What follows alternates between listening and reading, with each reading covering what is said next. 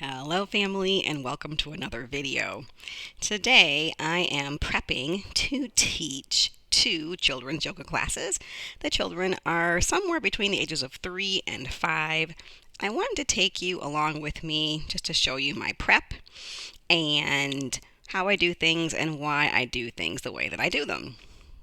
So first, here is my lesson plan for these classes. It's going to be the same lesson plan across both classes. I have another one tomorrow, and I like having a lesson plan because it helps me be real intentional about what I want to teach the children.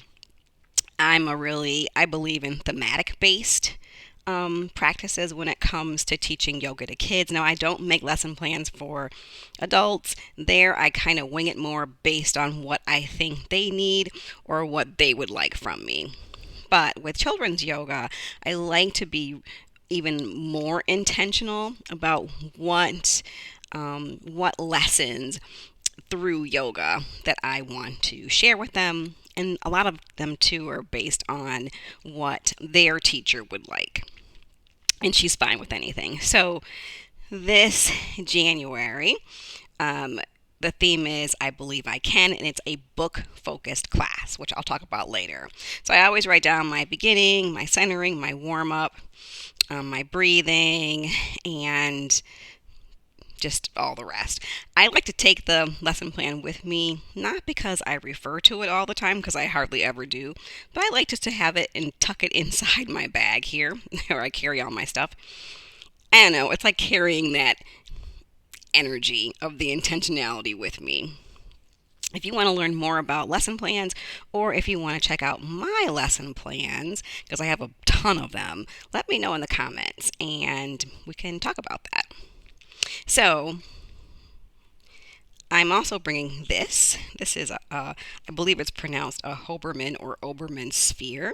If you've never seen one before, it gets really, really big.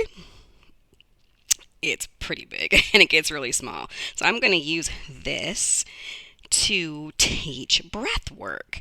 So it's really cool because there's a visual here. When the sphere gets really big, we can take a deep breath in, maybe hold it at the top, and then a slow breath out.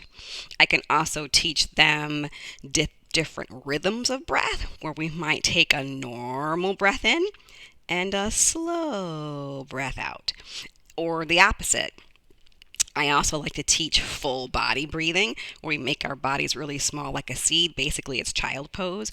And then we imagine blowing ourselves up like a balloon or growing with the sphere. So it would be like inhale, inhale, inhale, inhale. And then as the sphere gets bigger, their bodies get bigger until they're standing up. I'm kind of losing some ground here. And then we breathe out and make our body small again. There's all kinds of fun things you can do and teach all types of rhythmic breath.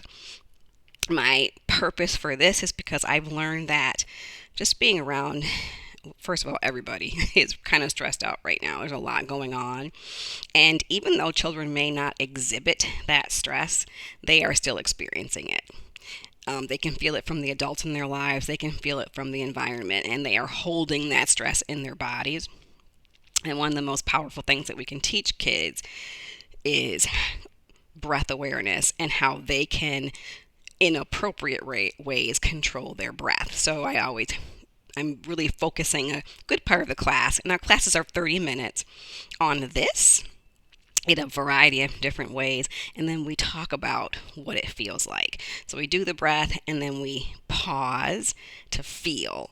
And then we might talk about it. But with my really little ones, I won't spend a whole lot of time talking about it, but it's more going to be more experiential. But with the older class, that's 4 and 5, we may talk really briefly, like, what does it feel like to take a full breath? What does it feel like to take a fast breath? All that kind of things. And then kind of point that back, that when you have big feelings, this could help you. It doesn't make the feeling go away, but it makes it smaller. So really focusing on that, it makes it smaller. Okay. It's a book-based class today, which sometimes I do, and so I'm using this book by Grace Byers. It is a beautiful book. It is not a yoga book. It is a book that can be read, you know, at bedtime, at group time, whatever. But it is has a really beautiful message, and it has gorgeous pictures.